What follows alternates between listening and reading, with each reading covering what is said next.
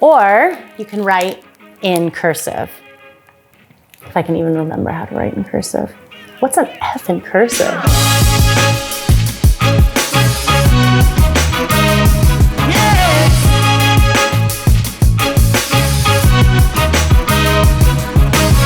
Today, we are going to talk all things piping.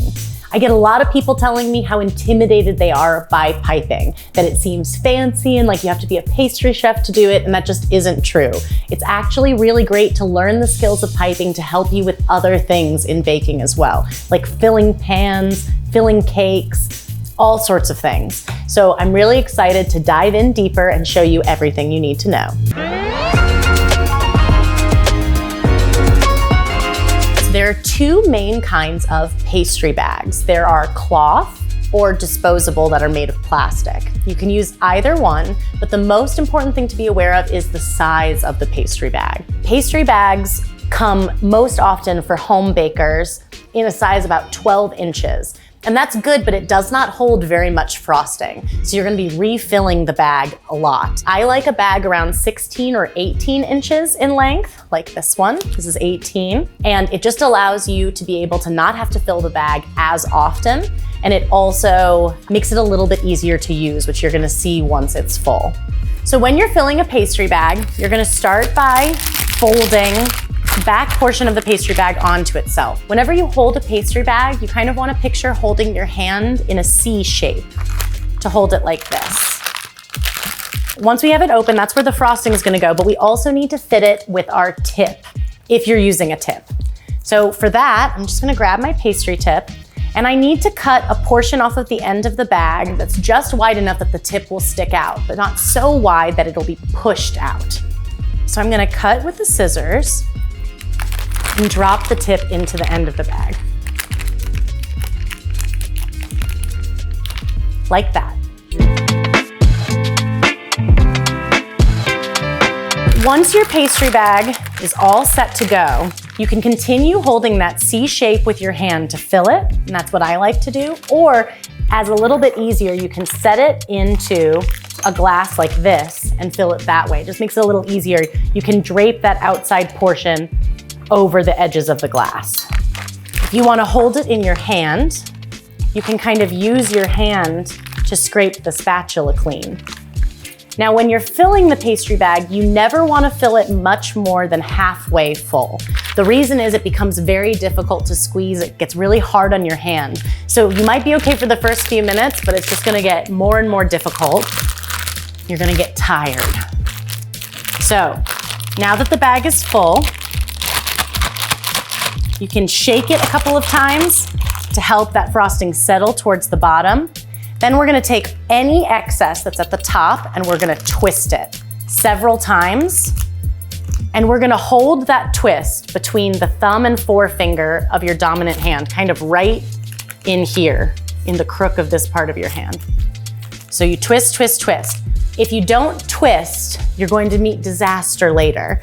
Whenever I'm not using my pastry bag, I like to set it in the glass because it's an easy way to keep it upright, not get frosting all over your counter any more than you already will while you're working with frosting, and just a nice way to be able to grab it at the ready. Now there's two angles that you can hold a pastry bag at, depending on what kind of effect you're going for. And really there's lots of different angles, but the primary two for the most common things that you're gonna do are straight up and down on the item that you're piping on, like this cupcake, or at a 45-degree angle. So those are the two angles that you're going to see the most often, depending on the effects that you're doing. When you're ready to pipe, you're gonna apply pressure with this part of your hand. You're squeezing with these fingers and you're kind of squeezing the bag between your palm and your fingers. And you apply pressure, allowing the frosting to come out of the bag. And when you're ready to stop piping, you simply stop applying pressure. Now, that sounds easy enough. It's a little harder when you come to the item. So to start, I'm just gonna pipe onto this cupcake, trying straight up and down, and I'll pipe a little spiral here.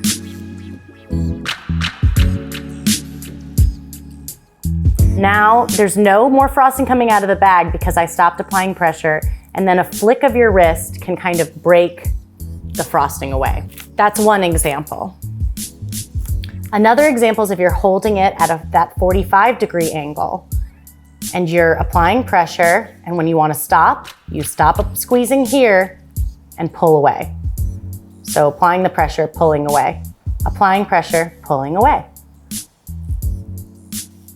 And that is how you're gonna do it when you're holding it at that 45-degree angle. When you're piping, your wrist dictates the larger movements and your hand dictates the finer ones. So for example, let's just move that one aside. If I wanna make a spiral around the outer edge of this cupcake, my wrist is doing the work there. My wrist is moving in a circular motion. But if I want to pipe something more delicate, like a dot, my hand is kind of dictating that. My hand is the one that's moving up and down. So your wrist is going to make larger movements like spirals and swoops, and your hand is going to move a little up and down or side to side to make the finer movements. Boop, boop, boop, boop, boop, boop, boop. Boop, boop. When you hold a pastry bag straight up and down, those are most commonly used when you're trying to pipe a beautiful little mound, like a gougere, a cream puff, something like that. It's also often used to pipe on the top of a cupcake. When you hold at an angle like this, that's more commonly used to fill cake layers, pipe script, or pipe borders, decorative borders on the sides of cakes. So now that you know a little bit of the basics of what's going on with the pastry bag and you're not intimidated by it, you know how to hold it, let's put a few different tips in and see what we can do.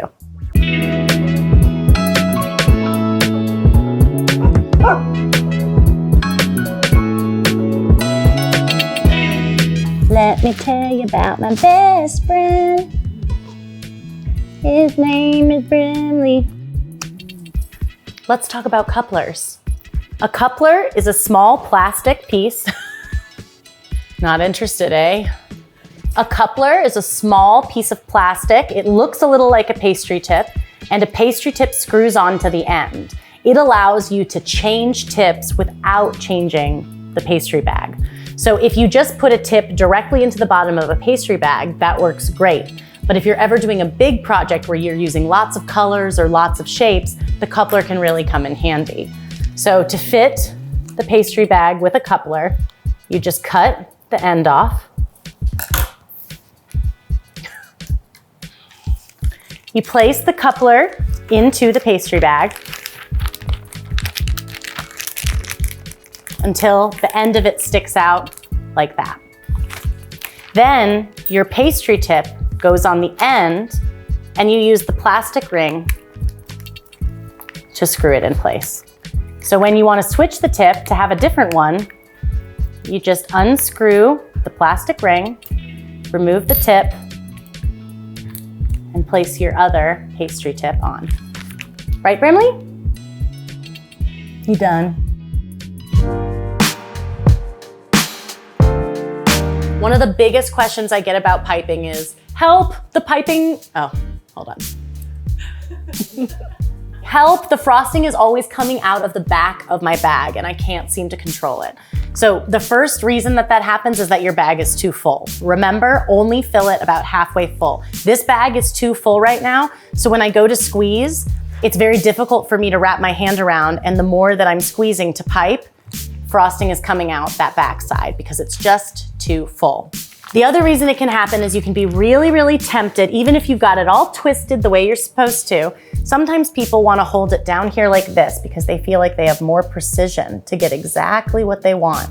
But when you're doing that, the pressure that you're applying here is forcing the frosting upward, upward, upward, and eventually it is going to come out the back of the bag. So to avoid that, if you're feeling like you need to be holding it lower, just squeeze some of the frosting out of your bag to make it have a little bit less.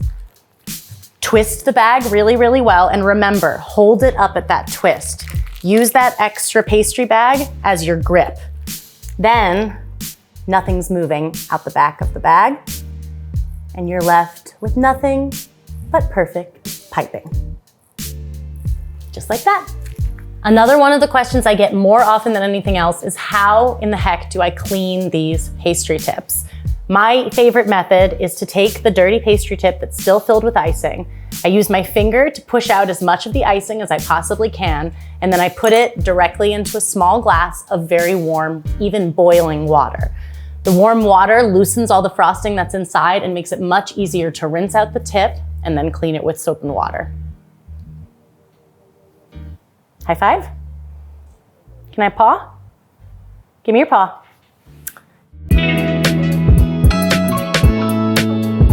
Okay, a few things to know about pastry tips before we get started. Pastry tips come in lots of different shapes and sizes. There's usually a number on the side of the pastry tube that can denote the size. Here's 1, 2. However, the exact size isn't super important. It's more about the shape. If you're trying to imitate a look that was made with a star tip, you're gonna wanna use a star tip. And it is also important to remember that if you opt for a larger tip, that's going to require more icing. So if you pipe little tiny stars all around the cake, that'll use less icing than if you pipe big fat stars. So let's start piping with some round tips and see what kind of effects we can make. I'm gonna start with a medium round tip. So I'm just gonna fill my pastry bag with some icing. Katie always does this. I don't usually do it, but oh, that's why I don't do it. I got it on the floor. I'll clean it up in a second. So one of the things that you can do with a round tip is pipe sort of pearls or mounds. So to pipe a pearl shape, you're gonna hold the bag straight up and down, apply pressure, allowing the icing to kind of fall out onto itself on the sides.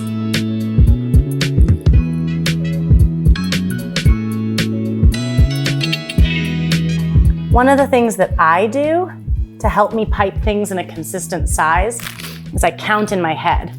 So I'll count when I am squeezing the first one and I'll say 1, 2, 3, 4. Then when I pipe the next one, I'll count at the same speed. 2, 3, 4. And that helps me to get them the same size. But I'm also somebody who believes, what does it matter if they're all random? I think people think that piping has to mean some fancy, precision perfect. But if I just pipe some littler pearls next to these, and then some bigger ones over here and over there, that looks pretty great too. So there's no reason that they all have to be uniform, but if that's the look that you're going for, I think that little counting trick is super helpful. So again, to pipe a round or pearl shape, I'm just gonna start applying the pressure and letting the icing kind of flow onto itself. When I get to the top, I'm stopping applying pressure, and a flick of the wrist is what's going to release the icing. Now, if I don't stop applying pressure, when I get to the top, this is what happens. If you stop applying pressure and you drag it up, you're still applying pressure when you lift it, and it's not gonna maintain that round shape. So it's really important what you do instead. You start squeezing. When you like the shape, you stop squeezing, and then you can remove the pastry bag.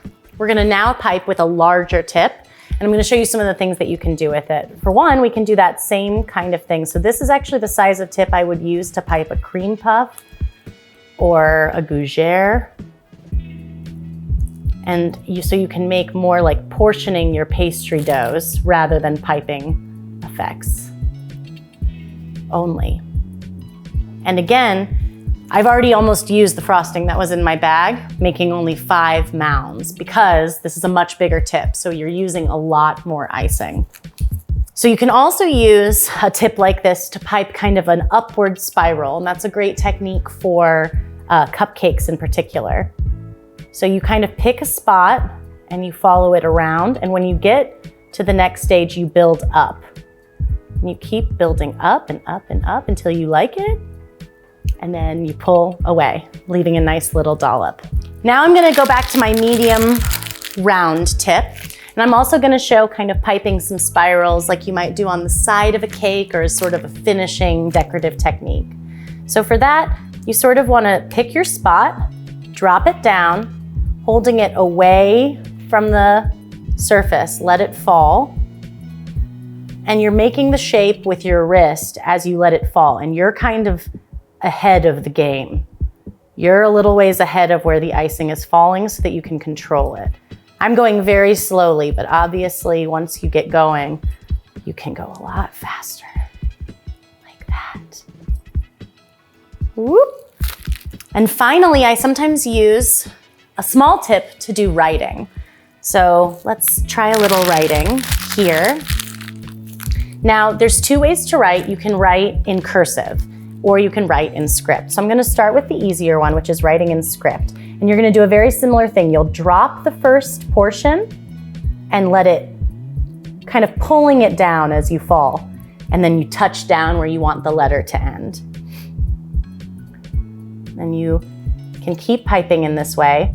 This is a very clean script. Sometimes I use a toothpick to kind of trace what I want to do first onto the icing of the cake, making it a little easier on myself.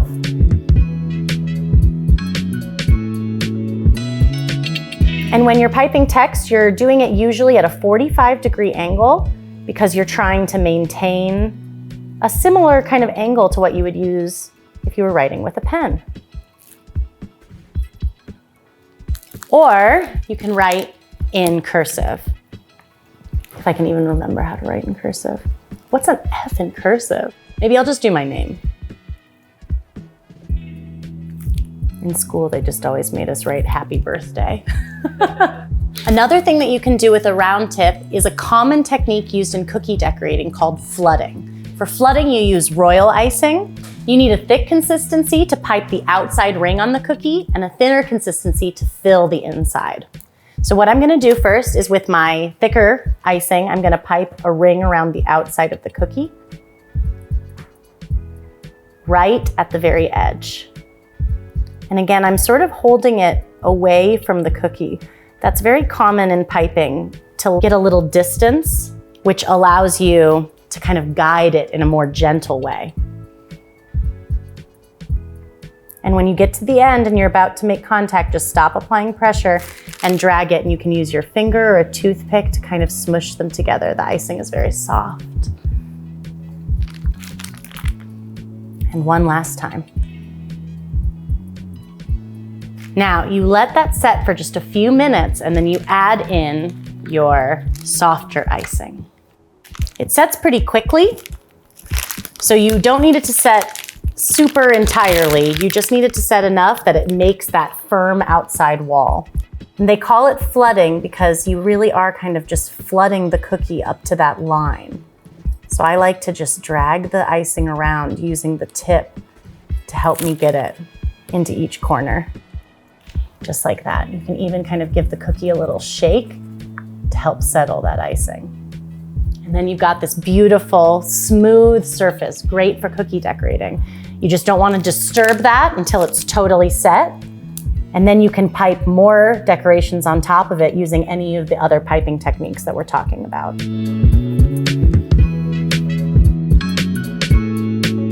Next, we're going to talk about star tips. Now, within the category of star tips, there are 3 other little categories, and star tips are one of my most favorite for using. People ask me a lot, oh, I don't know which tips I should buy. I don't know if I need a whole set. And star tips are one of the ones I use the absolute most, and they're really, really versatile and a fun effect. So the 3 different kinds of star tips are as follows.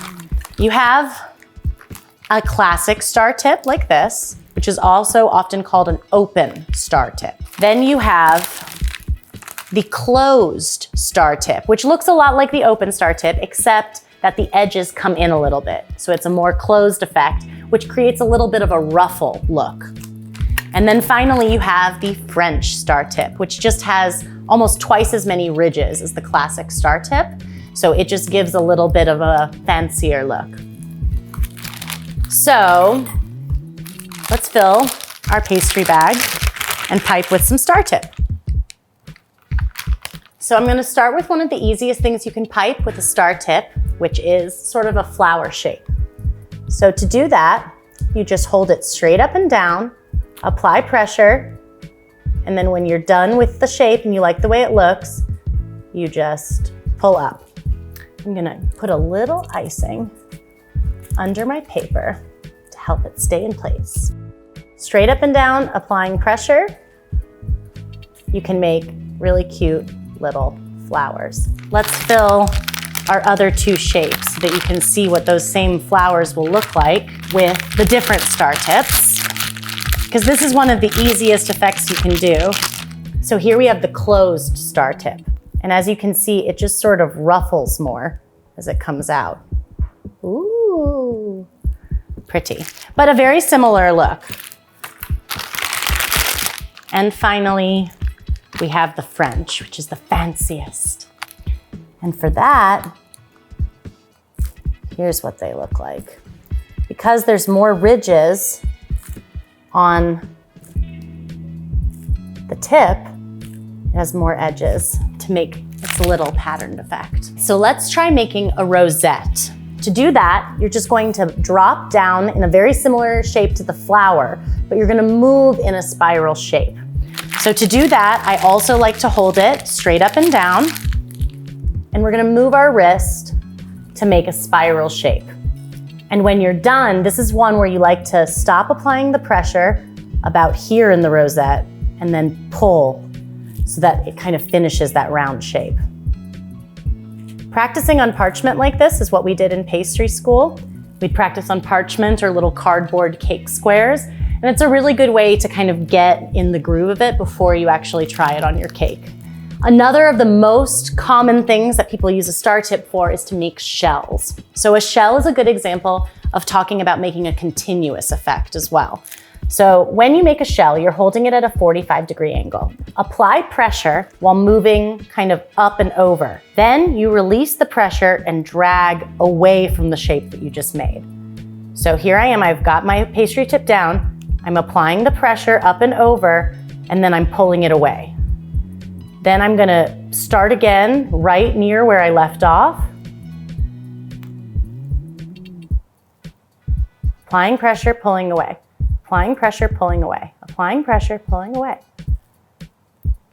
And I'm just continuing to move back towards where I was before to make a continuous pattern. A rope is another really easy pattern, and it's one of those that looks a little bit more complicated when it's done than it actually is to produce. So to start, we're applying pressure and then dragging it away. Then we'll start towards the center of the shape we made before and pull away in the opposite direction.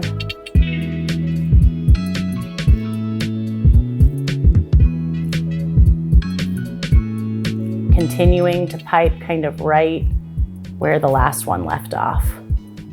Applying pressure, and then when I get to the end, I just release and drag. Release and drag. And in the end, it really looks like a braided rope. A spiral shape with a star tip is something you might do on a larger item like a cupcake, or on the very top of a cake is a pretty way to decorate it. I'm gonna squeeze a little icing from my smaller tip into my big one here. Insider's look as to how you do it. Remember, when we have a bigger tip, that means we need more icing. But whoever was sad to have more icing? Not I. Okay, so to pipe a spiral, it's very similar to what we did with the round tip. You're just gonna drop the icing and make a circle. When you get to where the circle ends, you just continue making a smaller circle on your way up. Just like that. How pretty on the top of a cupcake. You put a sprinkle on there. You're set, ready to go. One of the easiest ways to frost a cupcake. Gotta love it. There are a lot of different kinds of tips, but my personal favorite are the round tips, the star tips, and our final one here, the petal tip. Now it's called a petal tip because it's usually used to make floral effects, make all different kinds of flowers. And there are a lot of different kinds of petal tips because they're used to make different kinds of flowers. But they can also be used to make a few other effects that are really, really fun and easy to do, like ruffles. So that's what I'm gonna show you first. So to make a ruffled effect, every petal tip has kind of a wider end and a thinner end. So the wider end is usually what you want to be on the base, resting on your pastry or your cake whatever. And the thinner end is what's going to be on top, creating the delicate ruffle effect. So for this, you hold your pastry bag at a 45-degree angle, and you're gonna use your wrist to wiggle back and forth as you move down the paper. So you start squeezing, and it creates this beautiful ruffled look. Now let's try it with a different shape tip here. And the wider you move, the wider your ruffles will be. That's a very, very easy one to do. You can also use these tips to make floral effects. And when you're doing that, you're making sort of a petal, and you're usually squeezing and moving your tip in sort of an arc. And this is a worthwhile effect to mention because you can also do it independently of making flowers to make just sort of swoopy, neat effects. And we'll show you how to make an actual little flower on our cupcakes a little bit later. We've got one final petal tip here, and this one is sort of a U shape. This is another really fun one that makes nice shapes, especially for different kinds of pastries. It makes a nice, larger finishing effect, especially on pies, tarts, things like that. And with this one, you can kind of pull up to create these petal-like wall effects, or you can pull and make your ruffle effect. Let's try that one more time over here.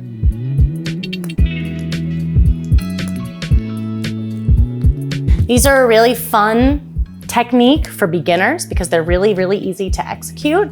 But I think that these tips scare a lot of people more than others, partially because they think that they have to make these really fancy, impressive flowers. But there's really a lot you can do with a petal tip. When you're running out of icing on a piping bag, it becomes much more difficult to actually do any work. So before you even get down to that last little bit, it's a good idea to refill the bag. When you refill the bag, there is always going to be a pocket of air between where your old frosting ends and where your new frosting begins. So it's important to squeeze that remaining icing that's in there out until you hear that air bubble pop. Otherwise, it's going to pop while you're piping and ruin your effect. So I'm gonna add some icing to my bag that still has a little left in it. And I'm gonna squeeze it back into the bowl until I hear a pop. There it is. That was the air bubble popping. And now I can resume piping without fear of it interrupting my work. It's important to remember that as you're working with the frosting, the heat of your hand is warming it up. So the more often you're squeezing the frosting, especially as it gets down to the bottom, that frosting is gonna be looser and warmer. So sometimes it's a good idea to just fill your bags a little less and refill them more often so that you're not warming larger amounts of frosting and they're starting to become a runny consistency. Now I'm gonna pipe a flower on this cupcake, and I'm using a petal tip.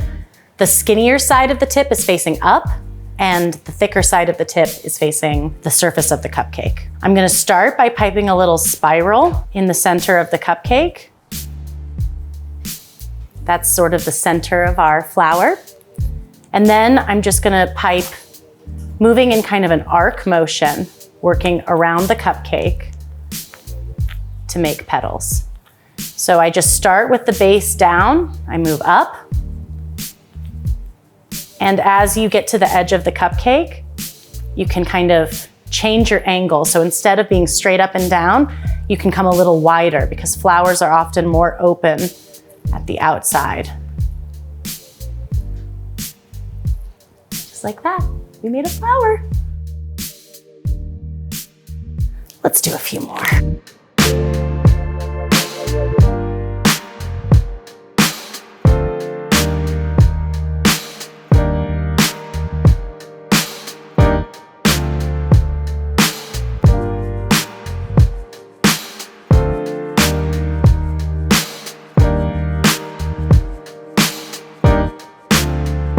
One of the things I like about piping is actually keeping it sort of random, combining different tips and different shapes.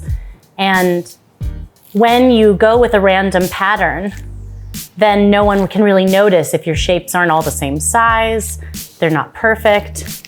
And in this case, I can actually use the piping to cover up places on the cake that I don't like as much. Maybe where there's a mistake in the frosting, or there's just something I don't like, and I can cover it up with something pretty and yummy, like frosting.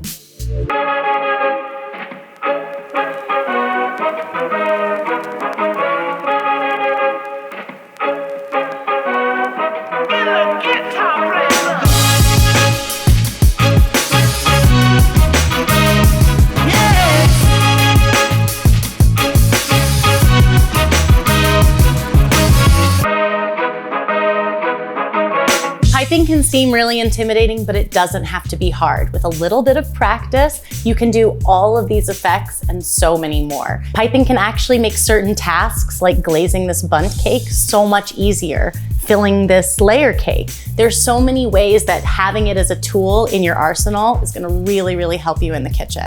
So I hope you had so much fun baking with me today. I had so much fun making all of these things today, and you can find all these recipes on Food 52. And if you had fun baking with me today, be sure to like and subscribe. See you next time, and happy baking. Hallelujah.